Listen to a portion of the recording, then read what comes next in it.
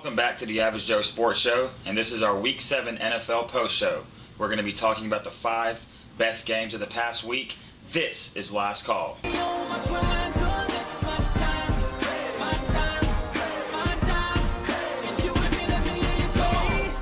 Welcome in, I'm Ian Walker. And this is Jesse James. We're going to begin with his Steelers, who the Texans came into town, and the Steelers won by 7. Woo! Total offense was right about the same. Time of possession was about the same. The big thing was the fact that turnovers right there at the end of the half got 17 points for the Steelers. Yeah, I didn't even watch this game. It was one of those where I was terrified. We had just lost to Cleveland, didn't score a touchdown. They only had two touchdowns in our past 2 games. And then I went back and looked at the replay, and what was it, 2 minutes and 54 seconds, we scored 24 points. Basically harassed Ryan Fitzpatrick all night, and good things happen when you force turnovers. Antonio Brown threw a touchdown pass. Yeah, he threw a touchdown pass. Should have caught another one. We still won the game, but his feet were in bounds. The running game wasn't where it was needed to be, but when you score 24 points in 2 minutes and 50 seconds, and you got the old guys, Kiesel, James Harrison, wrecking havoc without the 4 defensive starters, you're doing something right. I'll take the win. You forced 2 fumbles. You had a interception by a defensive lineman. I think your defense was stepping up big. Finally, they look like defense of old. We only gave up a couple of really long drives. It kind of worries me a little bit, but at the same time, we bend, but we don't break. The offense is still an issue, but I mean, Big Ben threw a lot of long passes. I think we're going to be okay. That kid Bryant is looking good. 6'4" guy out of Clemson. I'm not gonna lie, I never heard of that guy before until yesterday. But he looks good. I watched him in the game against Ohio State in the bowl game where everybody wanted to talk about Sammy Watkins. Yeah, Sammy Watkins had 200 yards, but this kid, they were throwing jump ball after jump ball after jump ball. This kid is 6'4", he's fast. Yesterday, burned Joseph for a touchdown. Had to slow down because he was going to run out of bounds. Yeah, I really like the kid. You know what you're going to get from Antonio Brown. You know what you're going to get from Heath Miller. The one thing I would say, then we've been saying his whole career, is Big Ben has got to stop holding on to the football when he's getting pressured. I know he needs to hold on to the football to extend plays. Oh, yeah. But when you see J.J. Watt coming around that edge, it's time to tuck the ball and just live to see another play. There was 2 times where he held on it too long, and had a fumble. But they overcame all that. They looked bad early, but that second quarter helped out a lot. Yeah, I've always said this about this team. If we can force turnovers, we'll be okay. And that's when you get short drives into the red zone, and you don't have to have extended drives, and it kind of sucks because you don't keep your defense off the field. But I mean, hey, I'll take points anywhere I can get them. Le'Veon Bell even led y'all in rushing and almost led y'all in receiving. Brown only had 2 more yards receiving than Le'Veon Bell did. He made that linebacker he made Cushing look stupid on that little drop pass Roethlisberger gave to him, and he beat him for 43 yards. Yeah, Bell had a great game. I almost helped your fantasy team win. You need 8 more points, damn it. And, Bell's having a really good year. I guess we're not going to get his marijuana suspension. 2 quick points really quick before we wrap this up. We got rid of Lamar Woodley in the offseason. Lawrence Timmons had 12 tackles, a sack, 2 tackles for loss. James Harrison hit Fitzpatrick 3 times, so I think we're okay there. And then Pittsburgh's 1 game behind Baltimore, though Baltimore has a win over us already, and we're only half a game behind Cincinnati. So right back in the division hunt. Moving on to Giants at Cowboys. Cowboys won 31-21. They are 6-1. They've won 6 straight games. They had 423 yards, 34 minutes with the ball. Their defense is giving up yards, but they're just not out there long enough. So we're winning games. They're getting turnovers. They're bending, they're not breaking. Yep. Miracles happen. Miracles happen. The Cowboys are really good. And I'm not just saying that because you're a Cowboys fan. And the Giants are really bad. Now, Eli didn't throw any picks. Eli actually played a really good game. Tony Romo just played a better game. I think it all boils down to DeMarco Murray. 7th straight week to open the season with over 100 yards. NFL record, correct? It is an NFL record. He just beat Jim Brown, who had done it 6 straight weeks in a row. I mean, that's great company to be in. Yeah, he's got 991 yards to open up the season. I mean, he's already almost at 1,000 yards, and we're in week 7. your defense is not letting it get exposed. I'm not saying it will get exposed, but I think at some point they're not going to play this well every game. But the time of possession is awesome. Penalties are six, kind of high, but not for a lot of yards. And the stats of the game really weren't that different. It's just that when Dallas needed to make plays to put the game away, they made the plays they needed to make, and then they forced Eli to have to throw the ball at the end of the game, and they ended up coming away with a victory. Everybody was worried about Sean Lee when he got hurt. Durant, who is the backup's backup, is now playing huge. He had a forced fumble, 2 fumble recoveries, which we got points off one, and the last one sealed the game for us. He got them both on Larry Donnell, their tight end. Fumbled the ball twice. You just can't put the ball on the ground twice and expect to win games. Oh, no. And like I said, I thought Eli was going to lose this game, and he did. And that tight end, 2 turnovers. Dallas was much better on third downs. They were 9 out of 14. New York was 5 out of 13.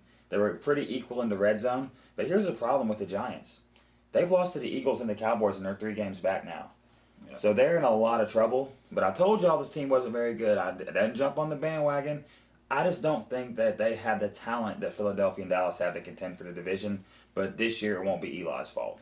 And going off that, the Cowboys are 6-1, the Eagles are 5-1, so Dallas is a half game up in the division with 9 games left. Let's see how it goes. Moving on to 49ers at Broncos. Broncos won 42-17, but the underlying story is Peyton Manning breaking Brett Favre's touchdown record. Yeah, and he did in a lot less games. This is the best I've ever seen Peyton Manning throw the football. He was on target, only 4 incompletions, 4 touchdowns. Demaryius Thomas is back. San Francisco is actually the kind of what we expected to start the season off without Aldon Smith and without Bowman. They put up 419 yards on them. But the big play that I think just kind of put the nail in the coffin was Kaepernick threw the pick, and then Peyton Manning threw a dime to Thomas to put them up 28-10 in the first half, and it was just a dagger that just they never could get. Yeah, the floodgates opened after that. San Francisco didn't really have a chance. 310 yards of offense. Denver's defense seems to have figured it out. The additions of Marcus Ware and Keith Talib are really starting to look like they're taking effect. This might be the best team in the NFL, and I think it's between you and the Cowboys and the Broncos. They're playing really good football. Like the only game they lost to was in Seattle, but Seattle doesn't look that great right now. And the celebrations have been talked about, the keep away, which had been planned. But I mean, come on, if they would have thrown a flag on that play, Peyton Manning is always the consummate professional. Yes, I don't think any referee had the balls to call that. Yeah, he deserves it. Like we would have talked about that referee bad today if he would have thrown that flag. Oh yeah. The biggest stat I've seen, the difference between Peyton in Indianapolis and Peyton in Denver, is he's averaging 2.9 touchdowns a game in Denver, and he just averaged 1.9 in Indianapolis. He's averaging 3 touchdown passes a game. Well, and that's crazy to think because he had Marvin Harrison and Reggie Wayne at the same time in Indianapolis. They had a little bit more of an established running game early in his career with Edger and James, but they really flung that football around up there in Denver. I mean, you got the 2 Thomases, you got Welker, you got Emmanuel Sanders. When Welker's your 3rd or 4th option, I mean, you're doing okay. Right, because, I mean, you can think about it. A lot of times he was the number 1 option in New England. He goes to Denver, and you've got, like you said, the Thomases, Emmanuel Sanders. Oh, I hate you for leaving Pittsburgh, but he's playing very well. Finally got him a touchdown. This team's going to be hard to beat. And they're better than they were last year. Moving on to Chiefs, who went all the way out to San Diego, beat the hot Chargers by 3. Wait a minute, you mean there's 2 other teams in the AFC West besides the Denver Broncos and Peyton Manning? Oh, those 2 teams are actually pretty good, aren't they? I mean, the Chargers won 5 in a row, and the Chiefs started off kind of bumpy, but they beat the crap out of New England. So I think they're doing all right. They had the ball for 39 freaking minutes. Are you kidding me? Well, when you have Alex Smith as your quarterback, and this is not a knock, I think Alex Smith is a very good quarterback, but when you have a game manager and you can do this, and Alex Smith can make throws, but that helps him. You know, these stats are pedestrian. I mean, Phillip Rivers had 205 yards. Alex Smith had 221 yards. I mean, Nothing really looked, but you pointed something out to me earlier today that San Diego had the ball for 3 plays in the entire, was it the third quarter? Yeah. I mean, if Kansas City, Total minute. if Kansas A total City, minute. a total minute, if Kansas City's going to make the playoffs, this is how they're going to have to play because they've got playmakers, but I don't think they have the ability to put up a bunch of points, and they're hard to beat at Arrowhead. So getting this one on the road was good for them. It's going to be fun. The Chargers have a long stretch in front of them, though. Oh yeah, I mean the next couple of weeks aren't too bad, but they're currently second place in division. They're a game behind Denver, and their schedule down the stretch is at Baltimore, New England, Denver, at San Francisco, and at Kansas City. That's a murderous schedule. Baltimore and San Francisco and Kansas City are 3 hard places to play in New England and Denver. I mean, they only played for the AFC Championship game last year. Yeah, because if you look at the standings, you got Denver 5-1, San Diego 5-2, Kansas City is 4-3. No, 3-3. 3-3. That's 3-3. right. I'm sorry. Oh, close. Well, the thing about this division is this is always a tough division. Oakland's playing up for the games against. They're playing up for the games. They're losing them, but they're not getting blown out. That's why I hate to call them the worst team in the league because they played San Diego close. I'm not off the San Diego Charger bandwagon. I think they're a very good football team, but they play in a tough division. This division had 3 playoff teams last year, and wouldn't be surprised if they could get 3 again this year. But I don't think it'll happen. I think the North will get that other spot, but we'll have to wait and see.